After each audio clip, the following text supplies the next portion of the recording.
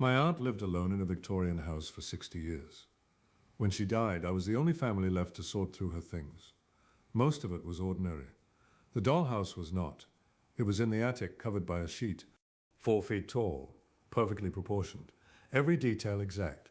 The dollhouse was a replica of the house I was standing in. Same layout, same furniture, same rooms. The craftsmanship was extraordinary. Tiny paintings that matched the ones on the walls. Miniature books with real titles. Even the kitchen had little pots that matched my aunt's actual cookware.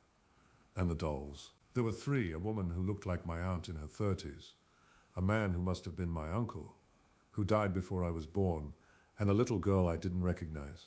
I spent hours examining it. Every room perfect. Then I noticed something wrong. In the dollhouse's attic, there was a tiny version of the dollhouse itself, and inside that, a smaller one, and inside that, the recursion went down 5 levels before I couldn't see anymore. A house inside a house inside a house, and in each one, the same 3 dolls, standing in the same positions. I took photos, documented everything. Then I went downstairs to make dinner. When I came back to the attic 3 hours later, the dolls had moved. The woman was now in the kitchen. The man was at the door. I checked my photos. The dolls had definitely moved. All of them, even the ones in the tiny dollhouses within. And the little girl was gone from the living room entirely. I found her in the attic, next to the tiny dollhouse. Looking at it, I searched my aunt's papers for information. Found a letter from 1973, addressed to someone named H. It said, "The house is finished, every detail as you specified. I hope it brings you peace. I hope she finds her way back." My aunt never had children, but my grandfather once mentioned a sister who died young. An accident, they said.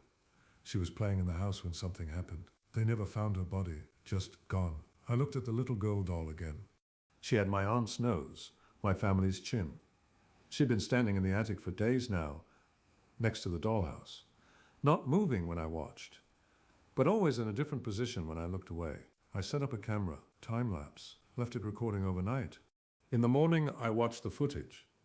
The dolls didn't move when the camera was on, but every time I pressed fast forward, they were somewhere new.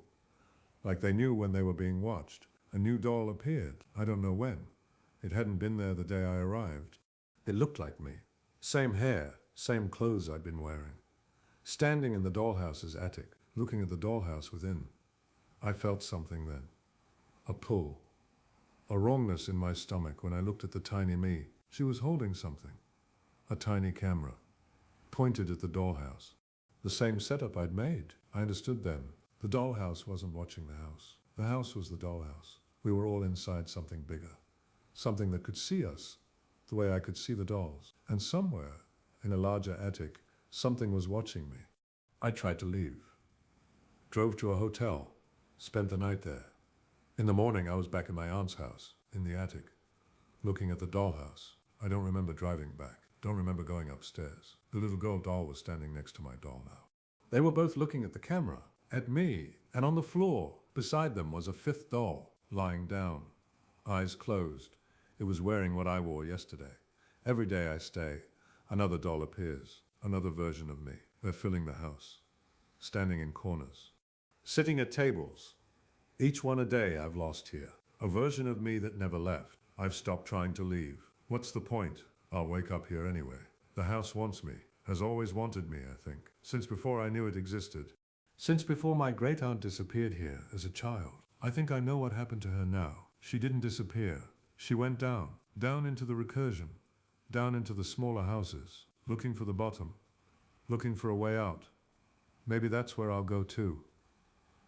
When there are enough dolls, when I've been copied enough times, I'll go down into the dollhouse inside it, down and down until I find her, or until I find whatever made this place. The dolls of me all face the dollhouse now, waiting, watching.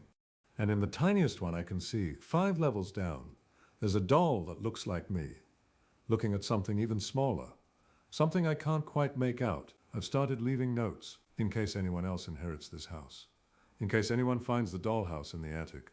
I tell them what I know. Don't look too long. Don't stay overnight, and never ever go inside. Tonight, I'm going to reach into the dollhouse, touch the tiny me, See what happens when the watcher and the watched make contact. Maybe I'll disappear. Maybe I'll wake up somewhere smaller.